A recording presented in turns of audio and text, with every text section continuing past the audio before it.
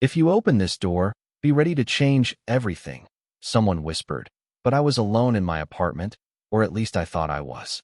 The rain slammed against the window like an army of tiny hammers, each droplet splattering in a chaotic rhythm that made the city outside shimmer with blurry lights. My hands gripped the edge of the kitchen counter, knuckles white, as the chill from the tile floor crept up my legs. The clock on the wall read 2:13 a.m., and sleep had long abandoned me. A sharp rap at the door made me jump, my heart skipping, each beat echoing in my ears. I hesitated, inhaling the scent of wet asphalt that had seeped in through the cracked window, and in that moment I knew instinctively that this was no ordinary knock. My fingers trembled as I reached for the doorknob, the cold metal biting through my skin, and I twisted it slowly, half expecting nothing, half expecting everything. When the door swung open, the storm swept inside, whipping my hair against my face, and a man collapsed over the threshold, soaked, eyes half closed, every inch of him tense with exhaustion.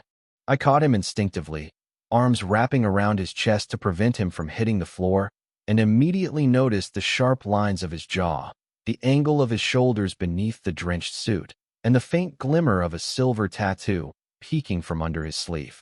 His breathing was shallow, ragged, and I could feel the heat of his body, the rapid pulse thundering against my palms as I held him upright. For a moment I froze, studying him, the dim light from the hall flickering across his face, trying to recognize any hint of who he might be. And then the truth hit me with a subtle, terrifying clarity. This was Adrian Moretti. The Adrian Moretti, the man whose name had dominated headlines for years, whose empire of influence stretched across Manhattan like veins of power, a man who was supposed to be untouchable, and yet here he was, leaning against me, vulnerable, human, and in need of help. My stomach twisted with a strange cocktail of fear and adrenaline as I guided him into the small entryway, closing the door behind us with a soft click that seemed deafening in the silence that followed. Rain dripped from the ends of his hair, puddling on the floor, and I grabbed a towel from the rack, pressing it gently to his shoulders, feeling the taut muscles beneath tense and shift. His eyes fluttered open, revealing a stormy gray-blue that held both recognition and confusion, and he whispered something that I barely caught over the roar of the storm outside. "Claire, why are you here?" My pulse quickened, and I realized that my name had escaped his lips, carrying a weight I hadn't anticipated, as if he already trusted me in some unspoken, inexplicable way. I offered him the chair by the wall, but he shook his head, leaning against me instead, each movement careful, deliberate, and weighted with silent command. I could smell the expensive cologne mixing with the dampness of his coat, a contrast that made my senses reel, and I found myself speaking before I thought, telling him he needed rest, warmth, safety, all the things no one else had offered him tonight. And in that small apartment, amid the chaotic symphony of rain and distant traffic, I felt the strange, magnetic pull of responsibility, of fate, of being the one person between him and the unknown darkness outside. The storm raged, but inside, the world narrowed to the steady rise and fall of his chest against mine, the soft hiss of rain through the cracked window, and the quiet, unspoken acknowledgement that our lives had intersected in a way that could never be undone. I have spent 7 years working night shifts in emergency medicine, and one thing that experience teaches you is that appearances lie. People walk into your life wearing expensive suits and confident smiles, and sometimes they are falling apart inside. Other times they arrive broken and exhausted, yet somehow carry enough strength to command an entire room without speaking above a whisper. Adrian Moretti belonged to the second category. By 3 o'clock in the morning, I had managed to get him settled on the couch in my tiny apartment. The storm outside continued to rage, rattling the windows and washing the city in silver reflections. I draped a blanket over him and stepped back, studying him from across the room. Even asleep, he looked alert, as though part of him refused to lower his guard. The television played softly in the background while I cleaned up the trail of rainwater he had left across the floor. I was reaching for a towel when a breaking news banner flashed across the screen. My hand froze. A photograph of Adrian appeared beside the anchor. Missing for nearly 48 hours. Business leader Adrian Moretti has not been seen publicly since canceling multiple scheduled appearances. Representatives declined to comment. Rumors continue to circulate regarding internal disputes within several of his companies. My eyes shifted from the screen to the man sleeping 10 feet away. Internal disputes. That was a polite way of describing whatever had happened. Something felt wrong. Something much bigger than a missed business meeting. I muted the television and walked back toward the couch. The sleeve of his shirt had shifted, exposing more of the tattoo I had noticed earlier. Black ink wrapped around his forearm in an intricate design that looked less like decoration and more like a symbol. A mark of loyalty. Or power. Or both. My stomach tightened. Every instinct told me to call someone. The police. A hospital. Anyone. Yet another voice inside me reminded me that I had already made my choice the moment I opened the door. Adrian suddenly stirred. His eyes opened, sharp and focused despite obvious exhaustion. For a second, he seemed disoriented. Then awareness returned. He sat up too quickly and winced before scanning the room. The windows. The hallway. The front door. Every possible exit. "You are safe here," I said quietly. His gaze landed on me. Safe is a temporary condition. His voice sounded stronger now. Calm. Controlled. Like a man accustomed to being obeyed. I crossed my arms. "Then maybe you should tell me why the entire city seems to be looking for you." A shadow passed through his expression. Not fear. Disappointment. The kind that comes when trust is broken by someone who mattered. He looked away toward the rain-streaked window. "The people searching for me are not trying to help me."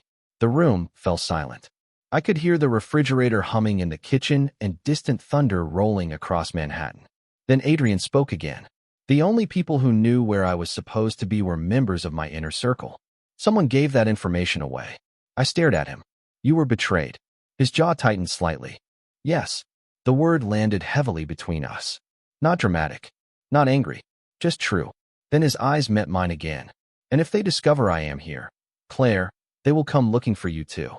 Adrian shifted slightly on the couch, the blanket sliding down his shoulder just enough to reveal a hint of the sharp angles beneath his collarbone.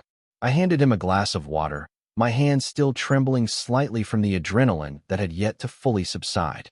He accepted it with a nod, his eyes scanning the room as though he was memorizing every detail, every corner, every exit. "You do not have to stay here," I said softly, trying to keep my voice steady despite the way my heart was racing. He shook his head, a faint smirk tugging at the corner of his lips. "I will not leave," he said, voice quiet but firm. "Not while someone has offered me sanctuary." His gaze met mine for a moment, and I could feel the weight of his words settle into my chest.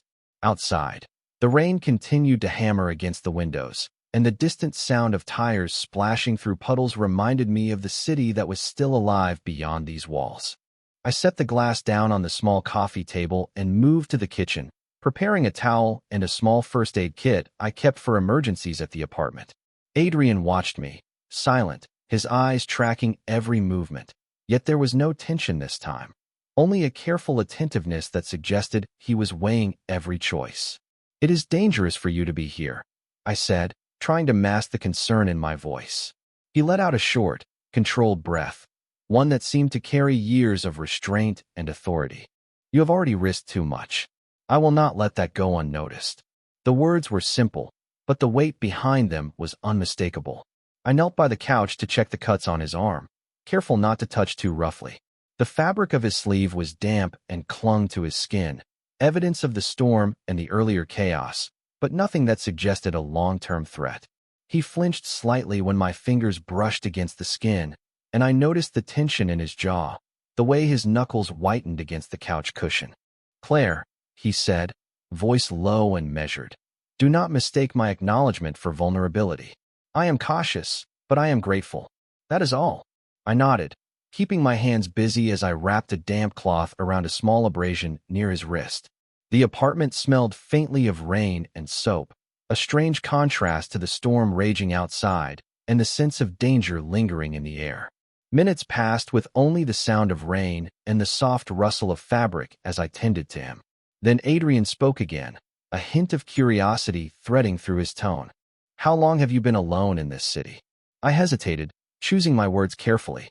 "Long enough to know when to help and when to walk away," I replied. He let out a breath I could not read, somewhere between amusement and contemplation, and then he shifted his position, bringing his gaze back to the window where the city lights reflected in pools of water along the street. "You have a steady hand," he said finally. "It is rare in times like these." The compliment made a strange warmth rise in my chest. I kept silent, focusing instead on ensuring he was comfortable and that the cuts were cleaned and covered. Time passed, the storm gradually softening, though the city remained restless beyond the walls. And yet, inside this small apartment, a fragile calm had settled between us, a quiet understanding that had begun to form in the eye of the storm. The rain had finally lessened, leaving slick streets that reflected the scattered neon lights of Manhattan, and the storm outside seemed almost distant compared to the tension lingering in the apartment. I had moved to the kitchen, filling a glass with warm water for Adrian, while silently debating what I should say next. He remained seated on the couch, one arm resting across the back, the other hanging loosely by his side, eyes tracing the outlines of the room, calculating, always observing. His gaze occasionally flicked toward me, a quiet acknowledgement that he was aware of everything I did, and yet he made no demands, no sudden movements to assert control. I approached, holding the glass with both hands, careful not to break the fragile calm that had settled between us. "You should drink this," I said softly, placing it on the small coffee table within his reach. He accepted it, lifting it with a precise motion that revealed the faint tension in his muscles despite the apparent ease. I sat down on the edge of the chair across from him, and the silence stretched, filled only by the distant hum of the refrigerator and the occasional drip of water from the rain still clinging to the windowsill. Finally, Adrian spoke, voice steady, low, measured. "You have done more than you realize, Claire. In helping me, you have entered a world you cannot fully understand." My fingers tightened around the edge of the chair as I met his gaze. "I understand enough," I replied. "I know you needed help, and I could not ignore it." There was a long pause. He tilted his head slightly, eyes narrowing as if weighing my words for sincerity. Then, without warning, he leaned forward, elbows on his knees, and for the first time since he arrived, he allowed something softer into his expression, a trace of gratitude mixed with the careful restraint that seemed ingrained in his every movement. "Most would have turned away," he said, voice quieter now, almost reflective. "You did not." I let my shoulders relax slightly, relief mingling with curiosity. "I could not. You were at my door, and there was no one else. What would I have done?" He studied me in silence, the storm outside and the dimly lit apartment creating a bubble around us that made time feel suspended. Then, almost imperceptibly, his lips curved, a faint smile that did not reach his eyes but hinted at the complexities beneath his composed exterior. "You are remarkable," he said, voice low, deliberate, carrying weight beyond simple praise. I felt a strange warmth, a combination of caution and comfort, knowing that he acknowledged my actions without pressing me into any form of obligation. I nodded slowly, words failing me for a moment as I considered the precarious balance between trust and uncertainty that defined the current situation. Adrian shifted, leaning back slightly, and gestured toward the window where the storm had left a glossy sheen across the street. "They will come," he said simply, the certainty in his voice leaving no room for debate. I swallowed hard, tension rising again, realizing that offering sanctuary had placed me within the orbit of his world in a way that could not be undone. He continued, eyes focused on the distance outside, but his voice softened, almost imperceptibly. "For now, this apartment is safe. While you are here, I am responsible." The words sank deep, a quiet promise that carried with it both weight and protection. I nodded again, understanding fully the meaning behind the carefully chosen statement. The city outside buzzed with life and light, indifferent to the storm and the danger it had carried with it. But inside this small apartment, a fragile trust had formed between us. For the first time that night, I allowed myself to breathe, to feel the subtle shift of power not as a threat, but as an acknowledgement that we had begun to understand one another in this temporary pause from the chaos beyond the door. The early morning light filtered weakly through the blinds, casting soft stripes across the apartment floor, and for the first time since the storm began, the room felt still. I was arranging a few items on the counter when I noticed a shadow shift outside the window, subtle, deliberate. My heart skipped a beat, not in panic but in cautious awareness. Adrian stirred on the couch, lifting his head slightly, as if sensing the same movement. His eyes, sharp and calculating even in repose, scanned the street with an intensity that made the hair on my arms rise. I realized he had already anticipated the possibility of someone watching, someone trying to trace him to me, and a part of me marveled at the way he seemed to command even the empty street through his presence alone. I cleared my throat softly, keeping my voice low. "Is it safe?" He shook his head just slightly, the motion almost imperceptible, and then his gaze softened toward me. "Safe is relative," he said, voice calm, steady, carrying the kind of authority that allowed no question. "But for now, this apartment is an island. No one passes without my knowledge." I nodded, understanding that what he offered was protection, unseen and silent, extending far beyond the walls of my apartment. He shifted again, resting back on the couch, eyes closed briefly, as though he were both resting and listening simultaneously, every sense on alert despite the apparent calm. I moved to the window, cautiously peeking through the blinds. Across the street, a delivery van had just pulled up, unremarkable to anyone else, but I knew instinctively that Adrian would notice every detail, every pattern, every possibility. "Do they know where I am?" I asked, voice low. His eyes opened, piercing, and he tilted his head slightly, watching my reflection in the glass before returning his gaze to the street. "They know enough to be cautious," he said. "They do not know the full picture. And that is what keeps you safe." I exhaled slowly, trying to steady the tension in my shoulders. It was an odd comfort, knowing that while he was formidable and unpredictable, part of his power was now dedicated to ensuring I remained unharmed. The apartment seemed smaller now, cozier, yet charged with the unspoken awareness of the larger world beyond the walls. He gestured toward the couch. "Sit," he said. I obeyed, the subtle command wrapping around me like a protective shield. We sat in silence for a long moment, the hum of the city mingling with the residual sound of the storm and our quiet breathing. Then he leaned forward slightly, elbows on his knees, eyes fixed on mine. "You have a steady hand and a sharp mind," he said quietly. "It is rare in times like these to find someone who acts without hesitation when it matters most." The compliment made an unexpected warmth rise in my chest, a recognition that my choices had impact beyond the immediate moment. I nodded, not trusting myself to speak, but allowing the acknowledgement to settle between us. Adrian relaxed a fraction, his gaze still steady, a subtle confidence radiating through him that told me he was no longer just the man who had appeared at my door last night. He was aware, alert, protective, and for now, silently ensuring that the world outside remained at bay while I adjusted to the knowledge that my life had intersected with his in ways I could not have anticipated. The morning light shifted slowly, hinting at the approach of a new day, yet inside the apartment, the bond between protector and protected had begun to form, fragile, precise, and undeniable. The afternoon sunlight crept through the blinds, painting thin lines across the floor, and the apartment was filled with a quiet that contrasted sharply with the chaos of the night before. Adrian sat back on the couch, eyes scanning the familiar space, yet always alert to the slightest movement or change. I poured 2 cups of coffee, the aroma filling the small kitchen and mingling with the faint scent of rain still lingering in the air. I handed him one, careful to keep my hands steady, and he took it with a nod, lifting the cup slowly to his lips as if savoring not just the drink but the calm it represented. We sat in silence for a few moments, each of us lost in thought, until he spoke, voice low and deliberate.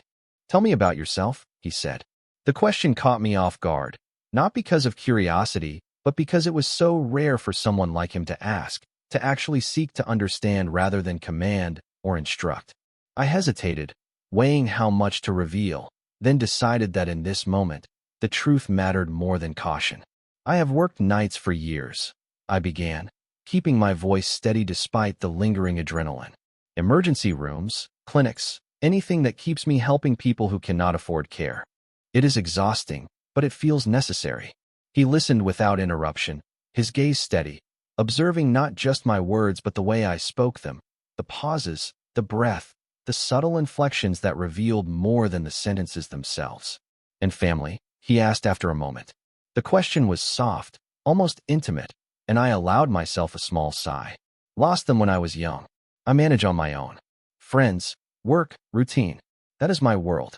His expression softened, a fraction, though the intensity of his eyes remained. I understand, he said.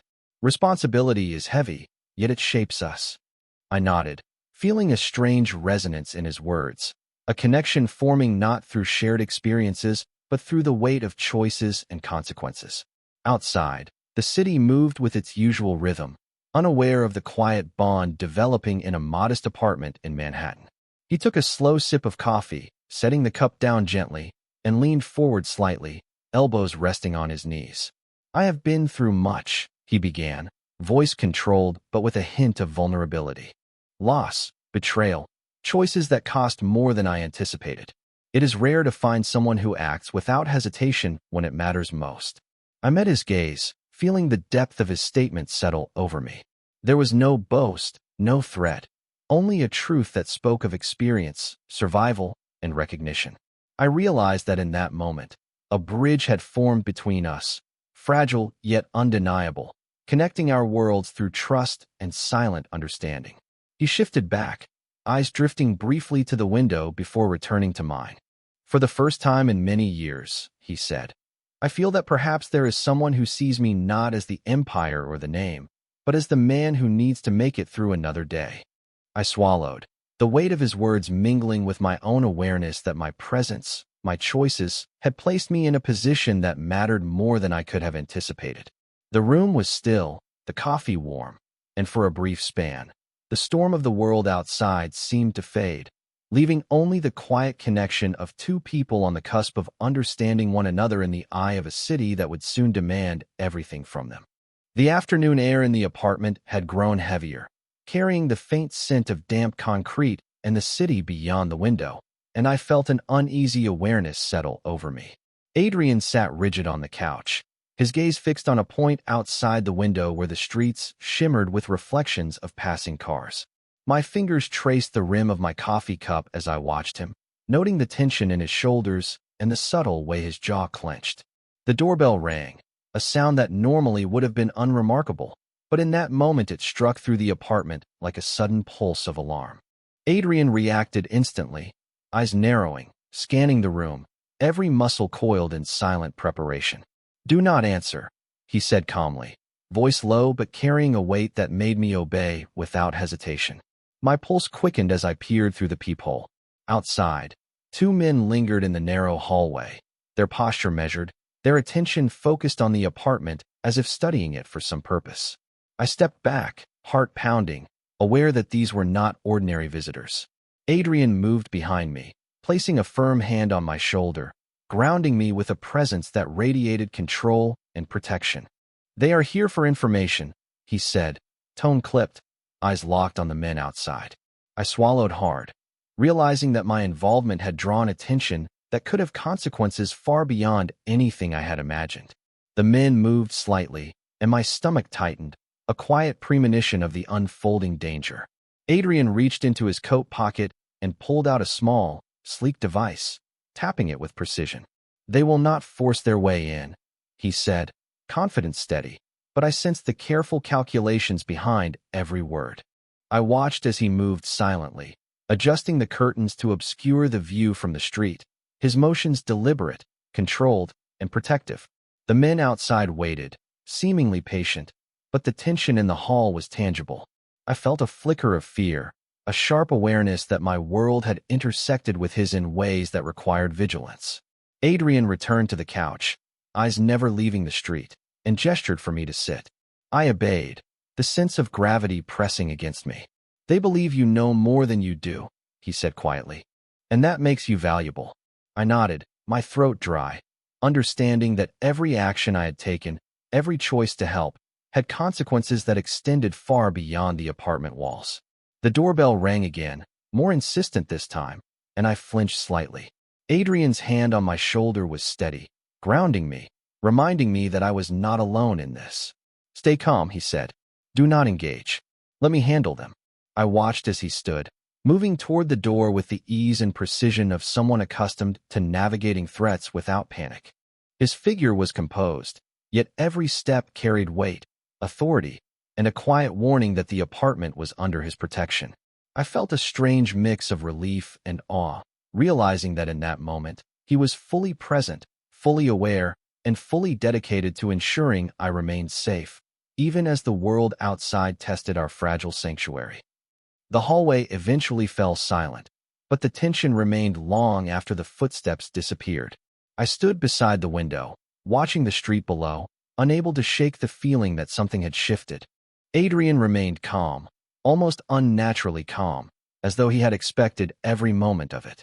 The late afternoon sun hung low between the buildings, turning the glass towers of Manhattan gold, but inside the apartment, the atmosphere felt heavier than ever.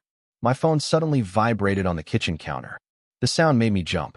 I picked it up and frowned. An unknown number. No voicemail. No message.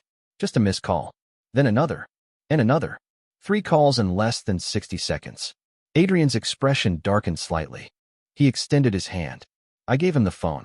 His eyes moved across the screen before he quietly placed it face down on the table. "Do not answer unknown numbers for a while," he said. "Why?" I asked. He looked toward the window. "Because someone is trying to confirm where you are." A chill ran through me.